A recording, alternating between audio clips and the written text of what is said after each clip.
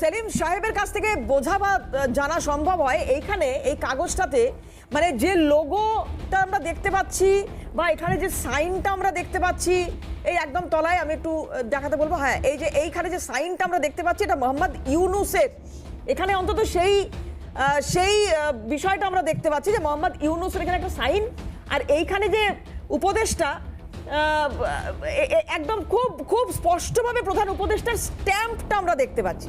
এবার একটু বয়ানে যদি আসি, এখানে লেখা আছে, এখানে প্রথমত রাষ্ট্রপতি তার উদ্দেশ্যে এই চিঠিটা লেখা হয়েছে, মানে এটি একটি পদত্যাগপত্র। এখানে লেখা হয়েছে যে আমি গভীর দুঃখের সঙ্গে জানাচ্ছি যে 5ই আগস্টের পরবর্তী বিভিন্ন সহিংসতা এবং সংঘর্ষের প্রেক্ষিতে যেখানে 2100 জনেরও বেশি মানুষ প্রাণ হারিয়েছে এবং আর কোনো প্রাণহানি এড়ানোর জন্য আমি পদত্যাগের সিদ্ধান্ত নিয়েছি। আমি বাংলাদেশের প্রধান উপদেষ্টার পদ থেকে পদত্যাগ করেছি এবং এই ঘটনাগুলোতে আমি সম্পূর্ণ দায়িত্ব স্বীকার করছি।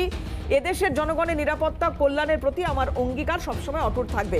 এবং আরও দুটো প্যারাগ্রাফ রয়েছে এবং শেষ প্যারাগ্রাফ উনি লিখছেন যে এই কঠিন সময়ে আমার সরকার যা কিছু করেছে তার জন্য আমি গভীরভাবে অনুতপ্ত এবং আমি সব বাধ্যবাধকতা মেনে নিচ্ছি। এই সিদ্ধান্ত বাংলাদেশের বৃহত্তর স্বার্থে নিয়েছি।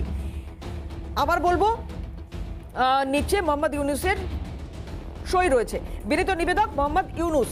আমি সেলিম সাহেবের কাছে অবশ্যই এই বিষয়টা একটু উত্থাপন করতে চাইবো এবং জানতে চাইবো যে সেলিম সাহেব এই রকম একটি চিঠি বা এরকম একটি পদত্যাগপত্র আমার হাতে রয়েছে, এরকম একটি পদত্যাগপত্র, এইটার সত্যতা যদি একটু আপনার কাছ থেকে প্রথমে পাই।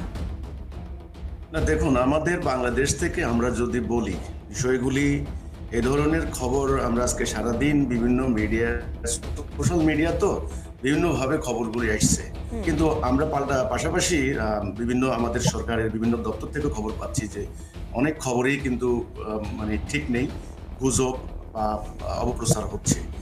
আমরা যেটা বাংলাদেশ থেকে যেটা দেখতে পাচ্ছি, আপনাদের চ্যানেল খুলে আমি এই নিউজগুলি যেভাবে পাচ্ছি, আসলে আমাদের বাংলাদেশ থেকে আমরা কোনো নিউজ চ্যানেল থেকে এ ধরনের কোনো খবর পাইনি, আমি অন্তত পাইনি। আমি যেটা বরং পাচ্ছি যে তিনি 4 দিনের 20 তারিখ থেকে 24 তারিখ পর্যন্ত তিনি একটা সফরে আছেন, দাভোসে আছেন সুইজারল্যান্ডে, এবং তিনি শনিবার তিনি ফিরবেন, বাংলাদেশে ফিরবেন, এই আশাবাদ ব্যক্ত করেছেন। কাজে আমরা কিন্তু বাংলাদেশ থেকে এগুলি পাচ্ছি। এখন আপনাদের মিডিয়াতে যখন আমি তাহলে সেলিম সাহেব আপনি একদম শুরুতেই শুনেছেন নিশ্চয়ই মোহাম্মদ ইউনুসের যে বক্তব্যটা শোনালাম, যদি বলেন আরেকবার শোনাতে পারেন। উনি তাহলে এই কথা বলছেন। আমি শুনেছি। দেখুন ডক্টর ইউনুস সাহেব এমন একটি সময় বাংলাদেশের দায়িত্ব নিয়েছেন, আপনারা রাজনৈতিক দৃষ্টিভঙ্গি থেকে ব্যাখ্যা বিশ্লেষণ করছেন, আমি সেটাতে আমার কোনো মন্তব্য নেই, কিন্তু এখানে তিনি কিন্তু প্রথম যেদিন এসেছেন বাংলাদেশে, শেখ হাসিনার সরকারের যখন তিনি ভারত গেলেন, তারপরে 3 দিন পর যখন আসলেন, তখন তিনি একথাটাই বলেছেন, আপনারা চাইলে আমি দায়িত্ব পালন করব, আর না চাইলে আমি চলে যাব। তিনি কিন্তু একথাটা শুরুতেই বলেছেন। কাজেই মানে অন্তরালে যদি কোনো কিছু হয়ে যেতে পারে বা হতে পারে, সেই ব্যাপারে একেবারেই ঠিক অথেন্টিক নিউজ কিন্তু আমাদের কাছে সত্যিকার অর্থে নেই, কারণ আমরা 22 তারিখের বাংলাদেশের ভেতরে আছি।